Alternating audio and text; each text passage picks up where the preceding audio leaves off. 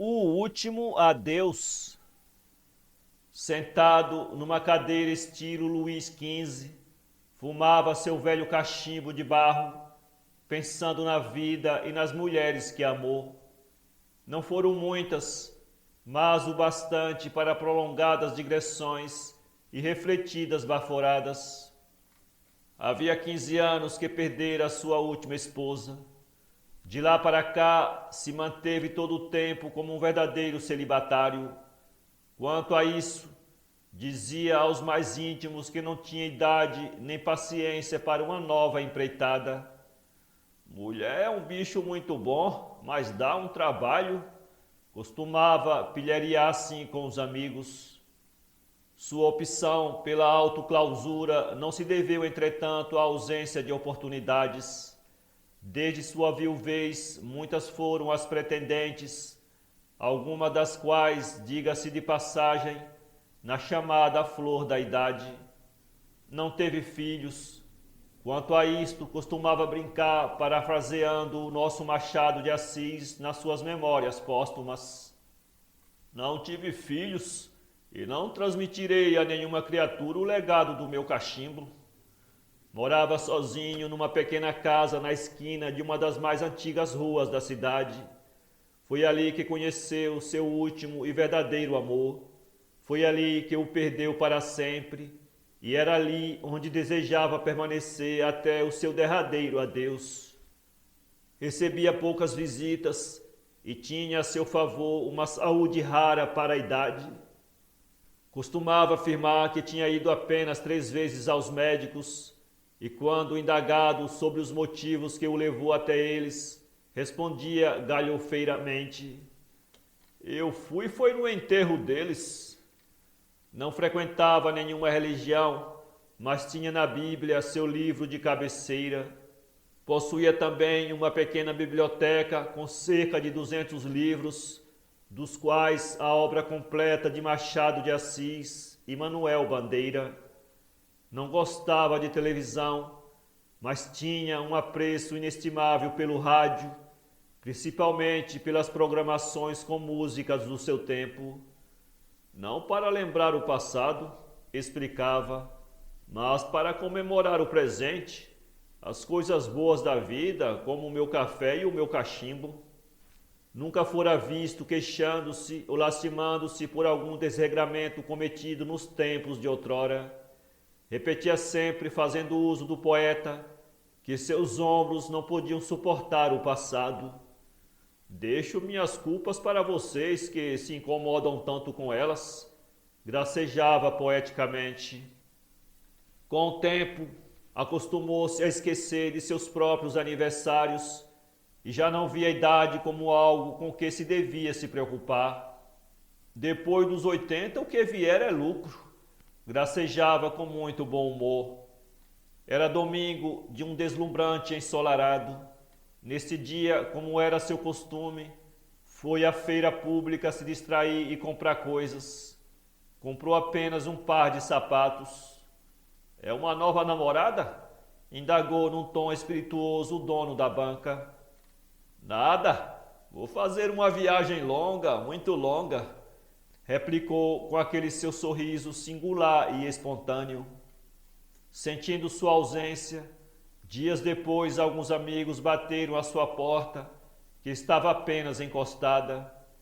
Chamaram-no várias vezes pelo nome, porém tudo ali era silêncio. Entraram assustados, ouviam-se apenas música, era o rádio ligado, percorreram cada recinto da casa, não havia ninguém. Sobre o aparelho estava o seu velho cachimbo e um pedaço de papel de pão com o seguinte trecho de um conhecido poema de Manuel Bandeira: Vou-me embora para Pazárgada, lá tenho a mulher que eu quero, na cama que escolherei. Foi este seu último adeus.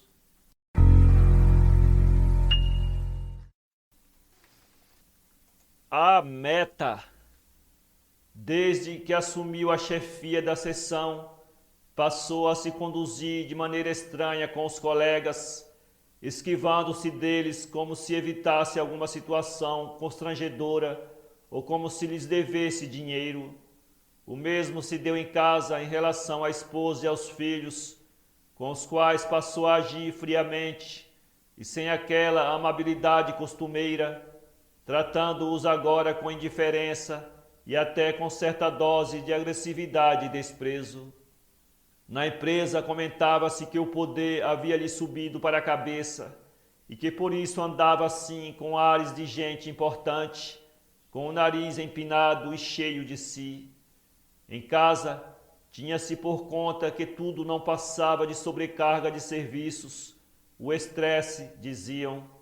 O homem, porém, não mostrava qualquer incômodo com as opiniões alheias, inclusive aquelas oriundas do seu próprio círculo familiar.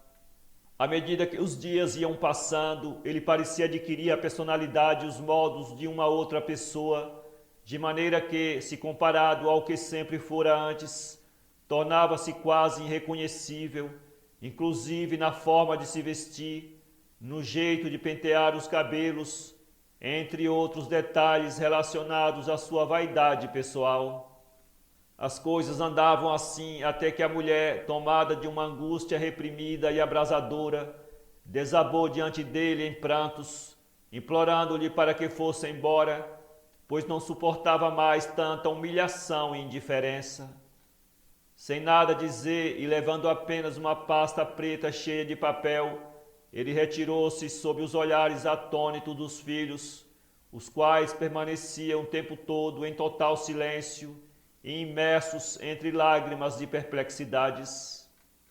No ambiente de trabalho, isolou-se ele ainda mais dos antigos colegas, com os quais mantinha no passado estreita relação de camaradagem. Reservava agora sua atenção exclusivamente aos seus superiores hierárquicos, tratando-os com lisonjeiras cortesias, enquanto excedia em rigidez com os subordinados, exigindo-lhes com extremada obsessão o fiel cumprimento de todas as metas estabelecidas.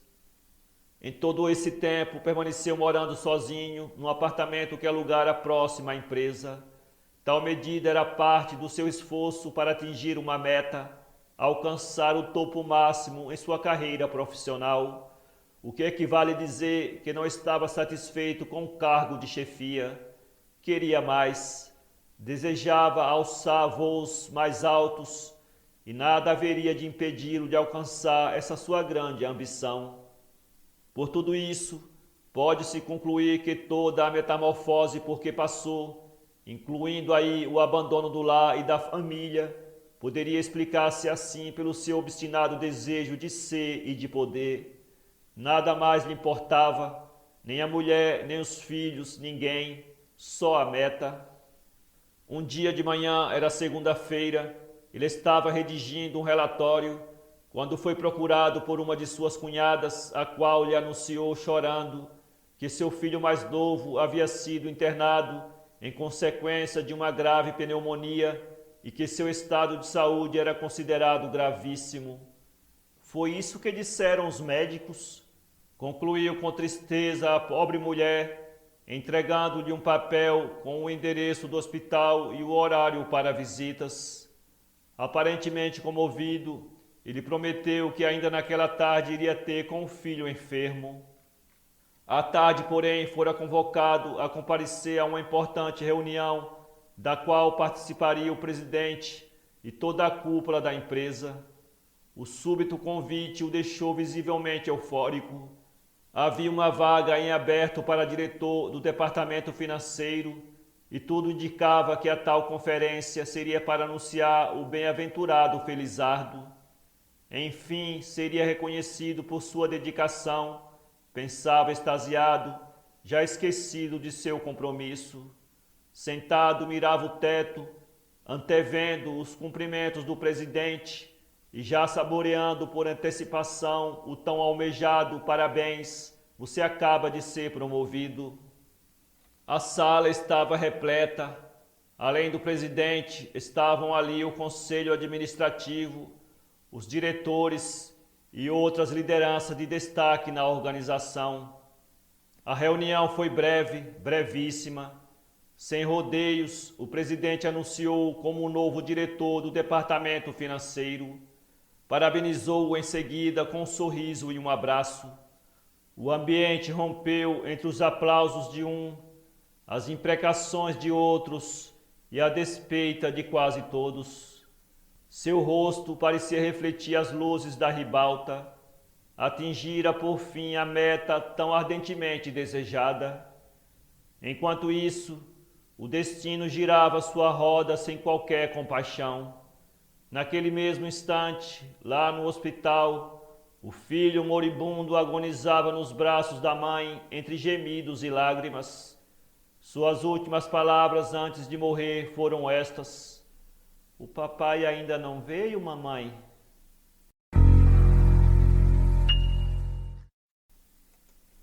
A vela azul. Embora confessasse publicamente sua descrença nas religiões e nos deuses, tinha por hábito acender uma vela toda sexta-feira. Não o fazia, porém, por algum dever místico ou religioso. Quando questionada sobre as razões de tão estranho hábito, respondia apenas que agia assim por se sentir bem. Só por isso, concluía sem mais explicações. Na sua liturgia, usava sempre vela da mesma cor, que era acesa sempre no mesmo lugar, sobre uma pequena mesa de mogno, caprichosamente posta ao lado da cama em que dormia. Essa prática remonta aos seus 30 anos e não teve na época nenhuma motivação especial. Estava bem de saúde, ganhando um bom salário e apaixonada, ou como gostava de dizer às amigas, loucamente apaixonada. Aconteceu naturalmente após um apagão na rede elétrica. Ficou tão deslumbrada e fascinada com o clarão dos cílios que nunca mais quis se desfazer dele. De lá para cá podia faltar tudo em casa, menos velas azuis. É preciso dizer que ela não se sentia nem um pouco constrangida pelas constantes interpelações das visitas. Ora, porque o simples ato de acender uma vela precisa significar algo especial? Indagava com tranquilidade aos seus questionadores. Não pensava da mesma forma a sua indiscreta vizinha do lado, que sentia muito gosto em espiar o ritual da vela pelas frestas da veneziana. Foi dela que partiu o boato de que a solteirona da Casa Azul realizava rituais de magia negra e que a prova de tal assertiva eram as velas que ela acendia à noite durante as sextas-feiras.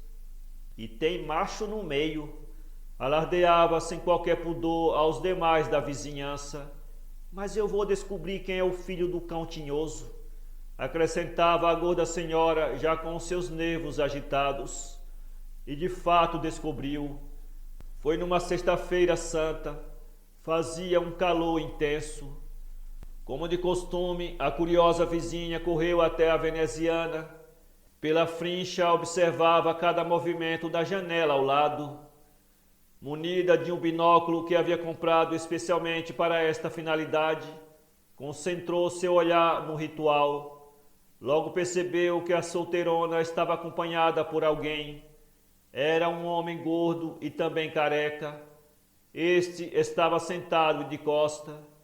Impaciente e cada vez mais curiosa, a bisbilhoteira deu um giro para a esquerda e aguardou mais um pouco. Agora pego a sem vergonha, pensou. Reposicionou então a lente, encostando-a fixamente ao rosto. Súbito afastou para trás, espantada e toda trêmula. Estava ali o seu próprio marido, com um isqueiro na mão, a acender uma vela azul, que a esta altura já cintilava na mão da outra.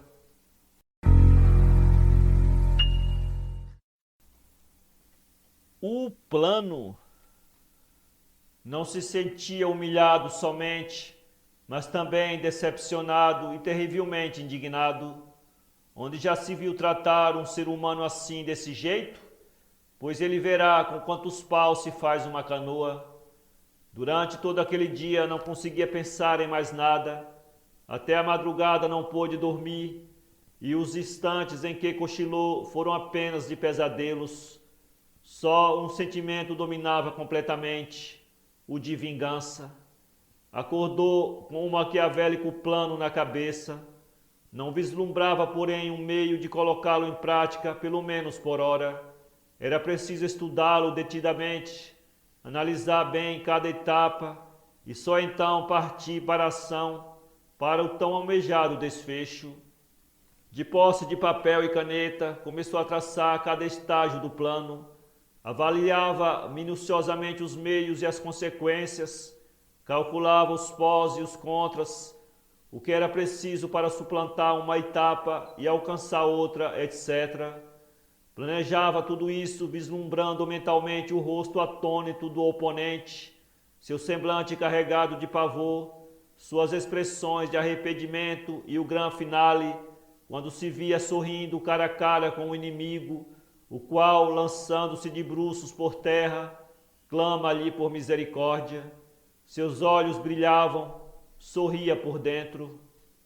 Tais pensamentos povoavam-lhe a mente o tempo todo, alimentava-lhe o espírito e enchia-lhe de ânimo e de vontade de viver. Se algum remorso sentia, lembrava-se da injustiça que sofrera e se consolava sobremaneira com a possibilidade de revanche. Nada lhe importava mais, e o desejo por vingança obcecava-o de tal modo que ao mirar o espelho não via sua própria imagem, mas o reflexo vivo do outro, que lhe aparecia com um riso escancarado e grotesco, riso de puro escárnio. Quem o conhecesse jamais suspeitaria que portasse no coração erva tão daninha. Era comum dizer-se dele que tinha a sensibilidade de uma mãe extremosa. Contavam-se ainda que era o tipo de pessoa que não tinha maldade no coração e que servia a Cristo com o mesmo fervor dos santos. A verdadeira religião, costumava ele dizer, é amar a Deus acima de todas as coisas e ao próximo como a si mesmo. Por isso, gostava de fazer caridade, distribuía esmolas à porta da igreja, fazia orações pelos doentes e necessitados e vez ou outra até jejuava pelas causas alheias. É bem verdade que tais sentimentos religiosos o incomodavam deveras, martelavam-lhe a consciência e o acusavam diuturnamente de violação aos preceitos divinos. Tinha agora a oportunidade real de vivenciar o mandamento bíblico, de resistir à tentação maligna. Todavia, o sentimento de ojeriza pelo adversário o dominava inteiramente, até o mais profundo de sua medula espinhal. Era algo que não conseguia dominar e para o qual apenas via uma saída, consumá-lo. Vendicta tarda sede graves. Assim traçou seu plano e buscou executá-lo logo na manhã do dia seguinte. Cuidou em rever cada passo, avaliou novamente todas as alternativas, calculou com exatidão todos os procedimentos e concluiu, com um largo sorriso, que elaborara um plano perfeito. Por fim, vingar-se-ia de tão grande humilhação. À noite não conseguia dormir. Estava ansioso por ver chegar o tão almejado dia. Pegou no sono só de madrugada e sonhou. Sonhou que, tendo executado seu audacioso plano, fora conduzido por um anjo à presença de Deus, o qual lhe interrogava se não havia lido os santos mandamentos das Escrituras. Ele respondia que sim, mas que tinha cedido às artimanhas de Satanás e que por isso havia cometido tão execrável crime. O Senhor então lhe disse: apartai de mim, maldito, para o fogo eterno, preparado para o diabo e seus anjos. Quando percebeu que adentrava as labaredas do inferno, deu um grito e acordou. Estava transpirando e atordoado. De manhã levantou-se e se ajoelhou perante a imagem de um santo. Rezou 3 Padre Nossos e 3 Ave Marias. Em seguida pôs-se de pé e saiu. Dava assim o primeiro passo de um plano friamente calculado.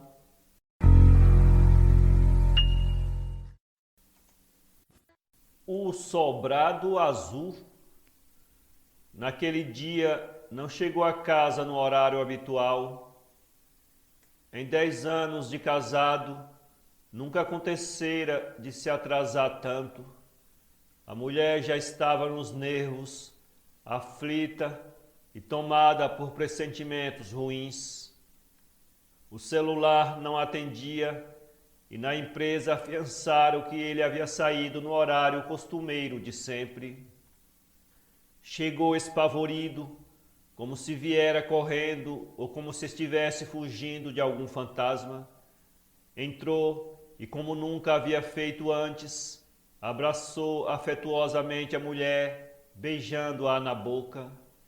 Explicou que o ônibus havia se envolvido num pequeno acidente e que precisou esperar outro, o qual demorou muito para passar.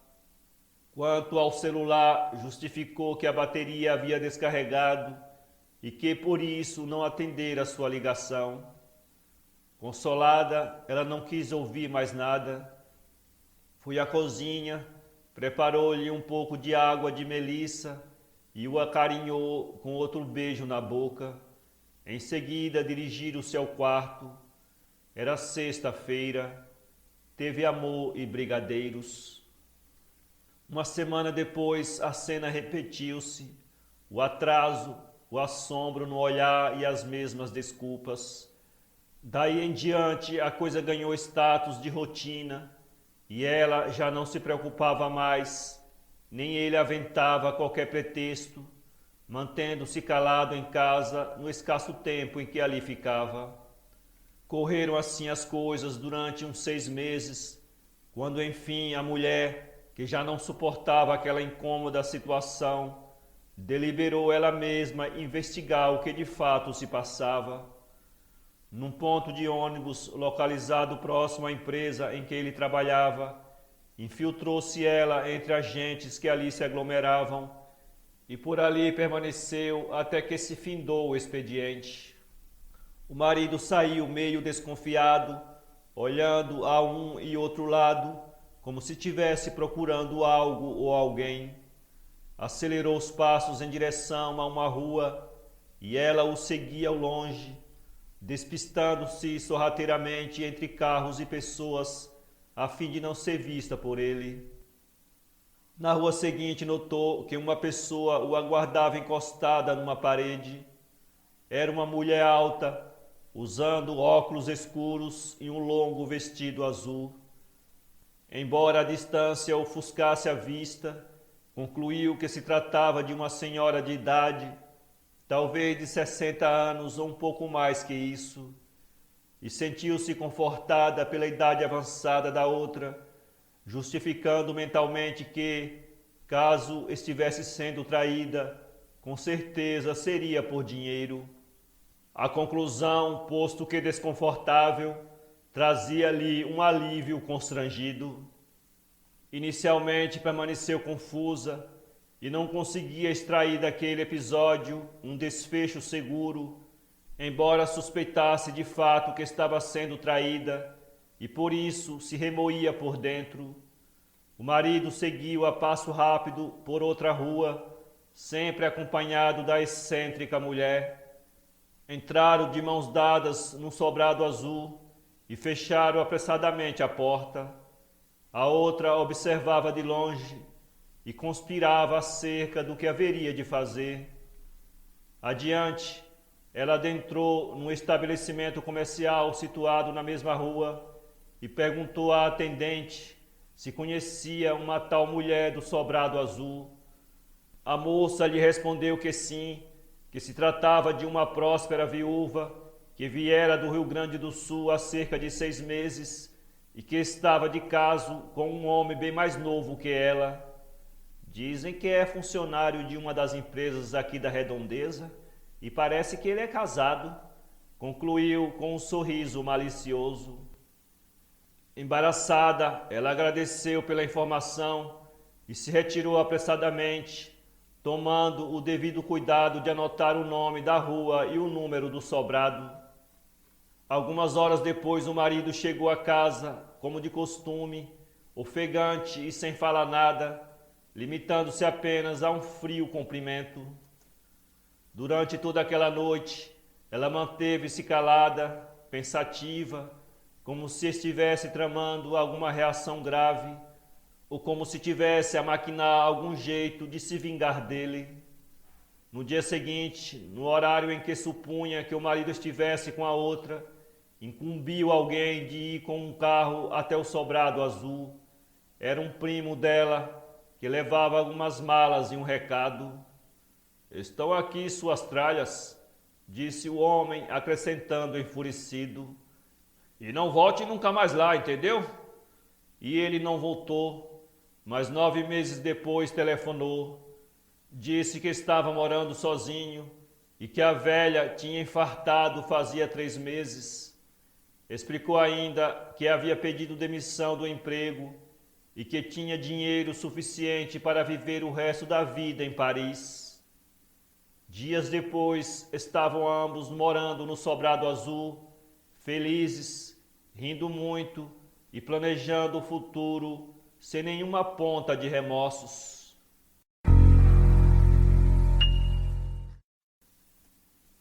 Fugitivos. Não tinha culpa se ganhava tão pouco, afinal foi obrigado a trabalhar desde cedo e só agora é que tinha tempo suficiente para prosseguir nos estudos e tentar novas oportunidades. "Não bastam as humilhações porque tenho passado todos esses anos?" Desabafava nervoso a esposa, igualmente furiosa, que lhe pedia divórcio e que não arredava o pé de tal resolução. "Suportei 10 anos essa vida. Chega! Sim, chega! Não quero mais isso. Não quero. Aqui não fico mais um minuto." Disse isso sem derramar uma só lágrima. Saiu em seguida, sem levar nada e sem ao menos dizer para onde ia. E não voltou mais. Ele a esperou durante uma semana, quando só então resolveu procurá-la. Não estava com a mãe nem em casa de parentes. Telefonou ainda para algumas de suas amigas, mas todas foram unânimes em negar qualquer contato com ela nos últimos dias. Restou-lhe, pois, ir à delegacia, onde registrou um boletim de ocorrência, alegando o desaparecimento da companheira. É preciso dizer que durante esse tempo não sentiu saudades da mulher, nem de sua comida, nem de seus escassos beijos. Ademais, já estava familiarizado com as tarefas domésticas habituais, tais como passar roupas, lavar os pratos, varrer a casa, entre outras. Desta forma, acostumou-se rapidamente à nova vida de solteirão, embrenhando-se na leitura dos velhos livros que até então não tivera tempo de ler. É preciso dizer ainda que ele era professor em uma escola pública, onde lecionava a aula de literatura e língua portuguesa em período integral. Gostava do que fazia, embora se sentisse explorado e reclamasse com frequência do minguado salário. De fato, ganhava pouco e mal podia manter as despesas da casa. A mulher era gastadeira e desperdiçava quase metade dos seus rendimentos com sua vaidade pessoal, na compra de cosméticos, nos salões de cabeleireiros e na aquisição de roupas e sapatos. 10 anos mais nova, ela jamais quis ter filho, sem revelar, porém, a razão de tão drástica recusa. Ele, no entanto, suspeitava tratar-se de mera questão de vaidade, para não criar barriga. Foi o que ficou sabendo por intermédio de uma de suas amigas. Já havia passado um mês que ela havia saído de casa e ainda não tinha qualquer notícia de seu paradeiro. A polícia aventou algumas hipóteses. Conjecturou que ela poderia ter fugido com alguém ou até mesmo que pudesse estar morta. "Sim, não podemos descartar nenhuma alternativa", concluiu o encarregado da ordem pública.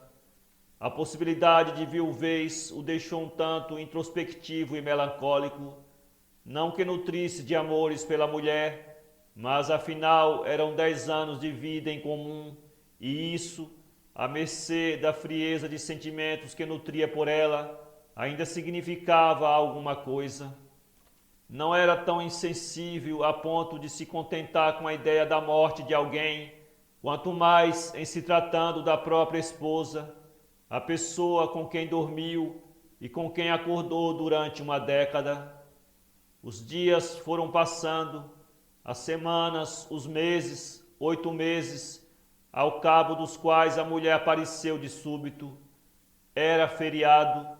Em casa ele labutava na cozinha. Ao vê-la chegar, empalideceu e recuou para trás assustado. Imediatamente observou que ela estava mais gorda, quase obesa, a barriga enorme. "Estou grávida", disse ela com tal naturalidade que parecia ter acordado com ele naquela mesma manhã, e acrescentou antes que ele pudesse abrir a boca: "E você é o pai, pode pedir o DNA". Ele ergueu-se de salto, todo trêmulo e com um olhar sobressaltado. Deu alguns passos e entrou no quarto sem dizer uma só palavra. Apareceu logo em seguida e saiu rapidamente pela porta da rua, sem levar nada e sem dizer para onde ia.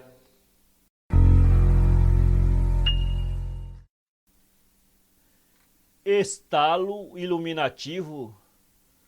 Desde que perdeu a companheira num grave acidente de automóvel, ficou assim introspectivo e com ar de velho filósofo.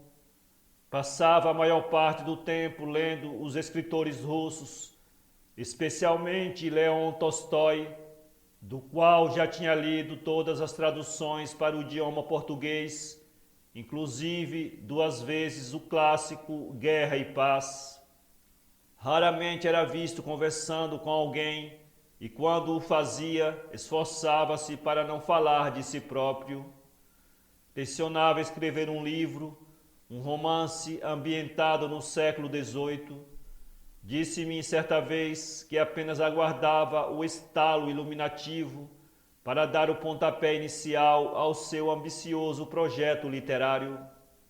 Acerca do tal estalo iluminativo, explicou-me ele que seria o momento propício e que tal conceito não estava sujeito à sua própria vontade, acrescentando ainda que não poderia ser traduzido por palavras. Antes do falecimento da mulher, era um homem verdadeiramente distinto, o tipo a quem se pode de fato atribuir o rótulo de popular, um frequentador contumaz de botecos e um grande apreciador dos destilados, especialmente o bom vinho aguardentado vermute. Não se sabe exatamente se a metamorfose por que passou fora consequência da dor pela perda da esposa ou se o simples resultado de ponderações filosóficas que fizera acerca da morte e da vida.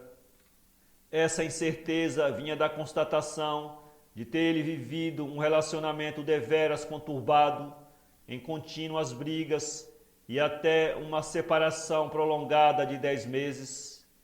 Acrescente-se a isto o inusitado flagrante, no qual fora visto uma semana após o óbito da mulher, com uma morena de encantador requebro.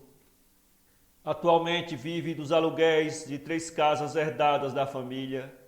Antes era funcionário público concursado, trabalhando como escriturário numa das repartições do Estado, até o falecimento do pai. Mora numa casa simples de um modesto bairro da cidade, porém muito bem cuidada e elegantemente mobiliada. Visitas por lá geralmente só em datas especiais, como no Natal, quando dá estadia a uns parentes vindo do Rio Grande do Norte. Há alguns dias encontrei-o no ônibus, ia ao médico, sofria de gastrite nervosa e tinha frequentes crises de rinite alérgica. Conversamos pouco. Perguntei-lhe se tinha intenção de contrair um novo matrimônio, ao que ele respondeu que sim, mas não por hora. Ainda aguardo aquele estalo iluminativo, disse-me com certo tom de galhofa. Convidei-o para almoçar no domingo em minha casa. Não houve qualquer evasiva. Aceitou de pronto o convite e despedimo-nos. não veio ao almoço. Ligou-me para pedir desculpas e para justificar as razões da ausência. Dizia que estava preso a um relevante projeto. Indaguei-lhe se tratava daquele romance. Sorrindo, disse que sim, que se tratava de um romance. É o estalo iluminativo. Pensei, intrigado. Equivoquei-me. Era o casamento do nosso filósofo com uma senhora de origem russa, viúva e 20 anos mais velha do que ele. Amanhã seguirão de lua de mel para Moscou.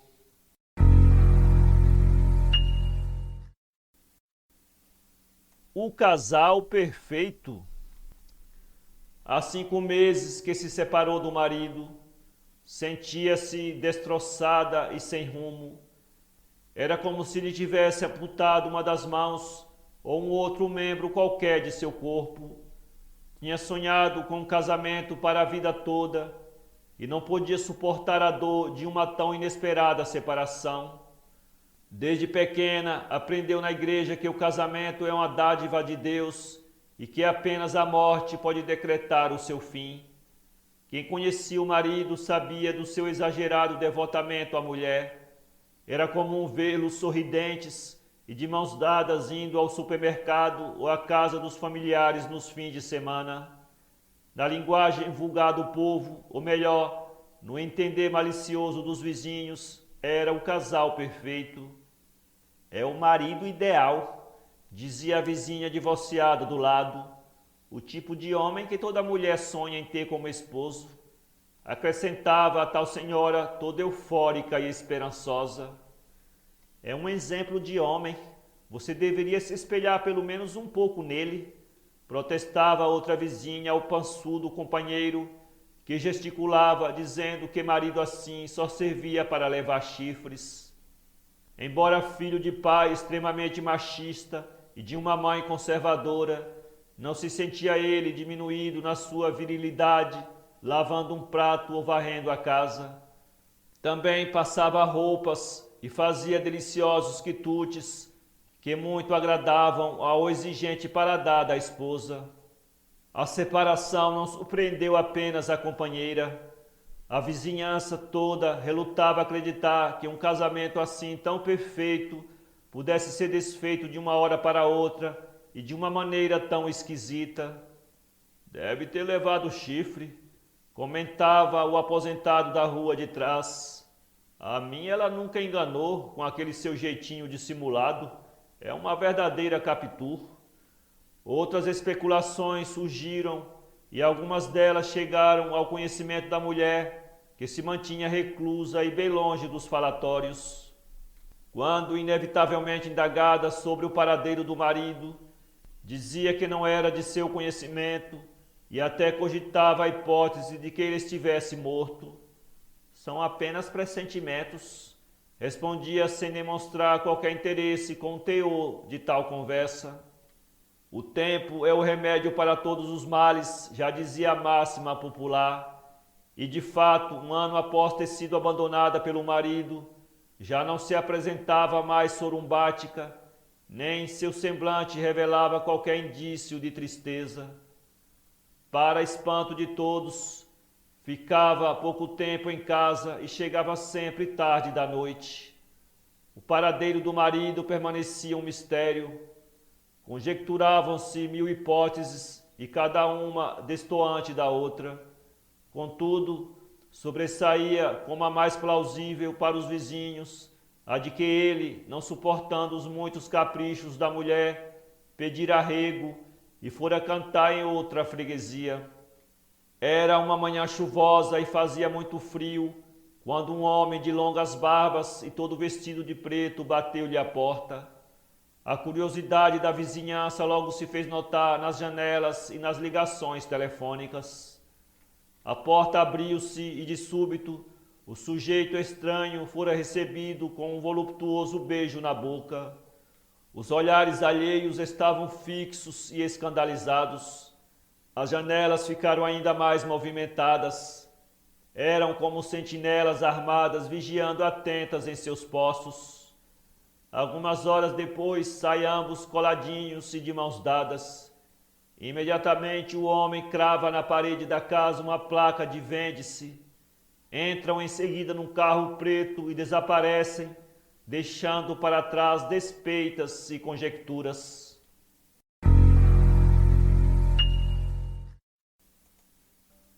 Aposentados.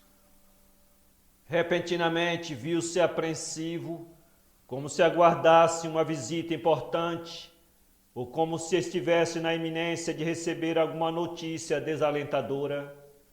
Permaneceu assim a semana toda, inquieto e com a mente em completa divagação. O que está acontecendo, homem de Deus? Indagou sua esposa, um tanto preocupada. Ele, porém, limitou a dizer que estava tudo bem e que não havia nenhum motivo para preocupações. Sossegue, mulher, estou bem, estou bem. À medida que os dias iam passando, não só aumentava a inquietação da companheira, como também tornava-se cada vez mais visível o desassossego de espírito do marido, que dormia mal e acordava sempre suando e sobressaltado. Instado a procurar um especialista, irritou-se dizendo que não estava louco nem doente, que não precisava de médicos e muito menos de remédios. Ora, já não disse que estou bem? No fim de um mês passou a se comportar de modo ainda mais esquisito. Tão logo tomava café, dirigia-se até a sacada do apartamento e ali ficava longo tempo a mirar fixamente o horizonte e às vezes a manhã toda, sentado e sem dizer uma só palavra.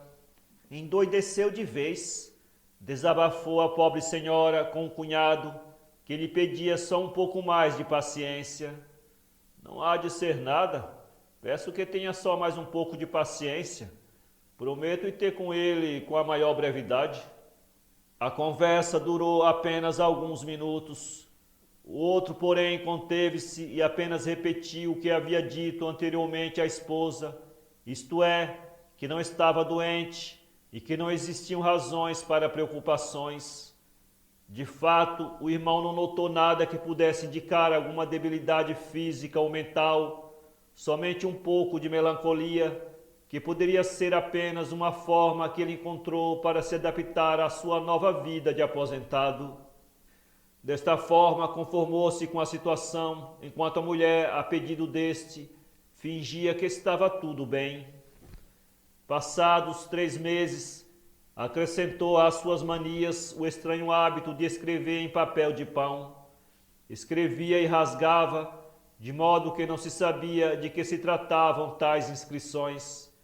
A mulher aventou a ideia de que poderiam ser poemas, uma vez que ultimamente dera para ler e declamar em voz alta na sacada do prédio.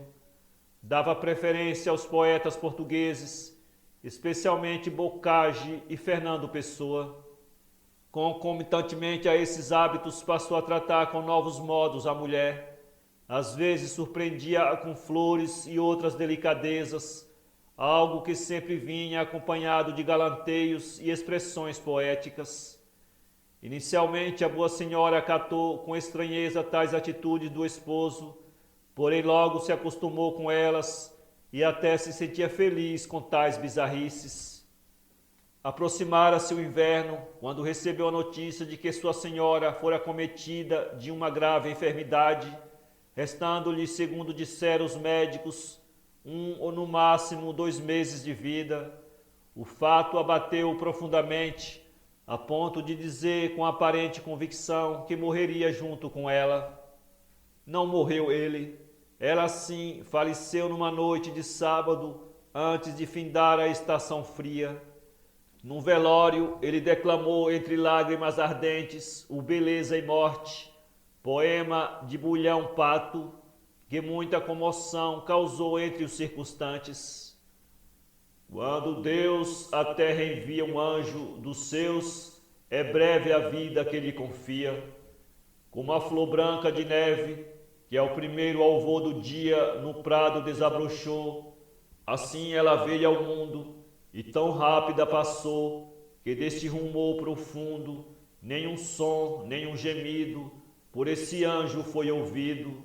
Nasceu e sorrindo amor.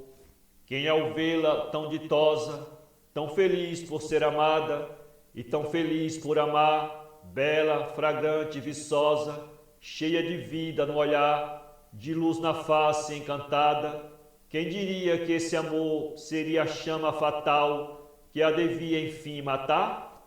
Pobre florinha do vale, da aurora ao primeiro alvor, nasceu e sorrindo amor, mas com a tarde expirou.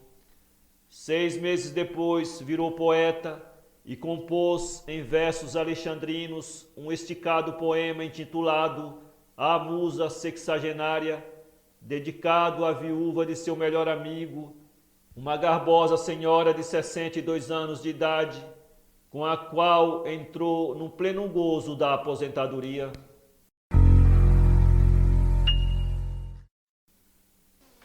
Mistérios. Sempre fora avesso às superstições e via as crendices populares como coisa de gente ignorante e sem instrução. Agora, porém, passando bem ali no viaduto do chá, sente-se como que atraído pela movimentação das videntes, que deitam suas cartas e adivinham o futuro dos passantes. 3 ciganas com suas bocas reluzentes de ouro aproximam-se dele e lhes oferecem prazenteiras para ler sua mão. Um tanto vacilante em seu ceticismo, pensa por um momento em ceder aos insistentes apelos daquelas profetisas de rua. Logo, porém, dissuade-se pela lembrança de Carl Sagan e do seu O Mundo Assombrado pelos Demônios. Tomado de agitada confusão, declina da sedutora oferta e sai andando imerso em conjecturas existenciais, invocando mentalmente a Hamlet, o qual fez notar a Horácio que há mais coisas no céu e na terra do que sonha as vãs filosofias humanas. Enche-se então de curiosidade e se convence que nada há a perder em... Ademais, ninguém precisa ficar sabendo.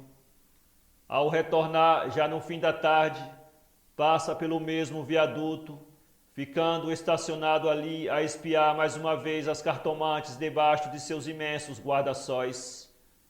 Permanece assim parado por alguns minutos, quando uma delas, notando seu aparente estado de inquietação, manda-o aproximar fazendo um sinal com a mão, ao que ele atende de pronto. Sente-se.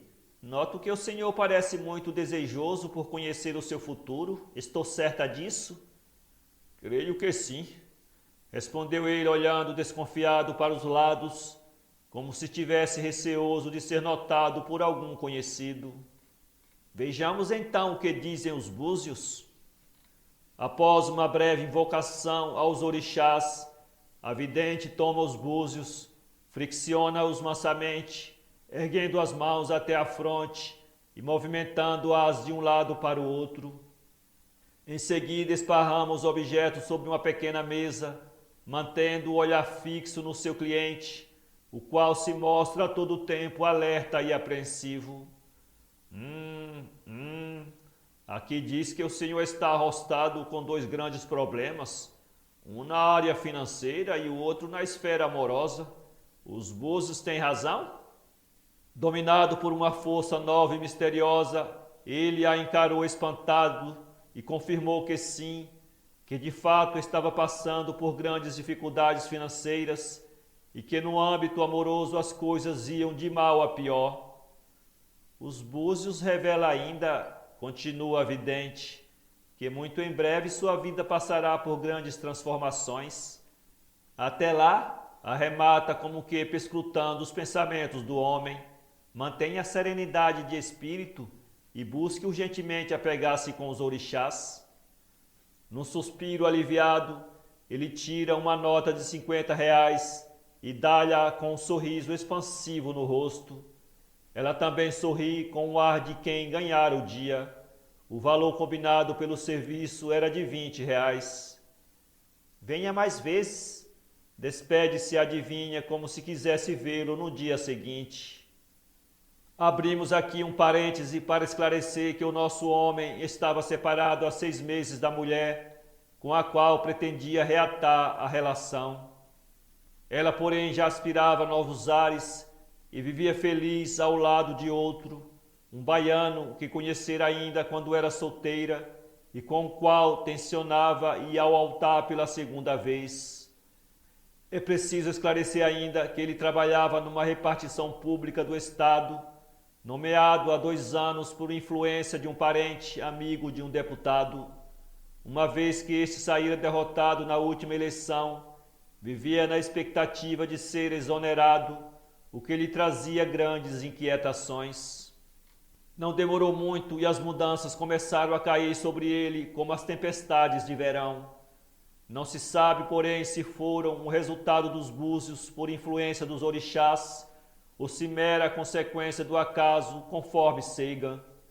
O fato é que perderam o emprego e amargaram o desgosto de ver a mulher contrair segundas núpcias com o esbelto nordestino. Muito em breve sua vida passará por grandes transformações. Enquanto andava, pensou nas palavras da cartomante e vislumbrou mentalmente nelas um poderoso mistério. Ela previu que ocorreriam mudanças. Entretanto, não especificou se seriam boas ou ruins. Eis aí tudo. Se lhes não baixavam os orixás, descia-lhe sobre ele Hamlet. Há mais coisas no céu e na terra do que sonha o nosso ceticismo. Foi assim que se lhe brotou um desejo ardente em consultá-la só mais uma vez. Sim, pois, que perdia ele se...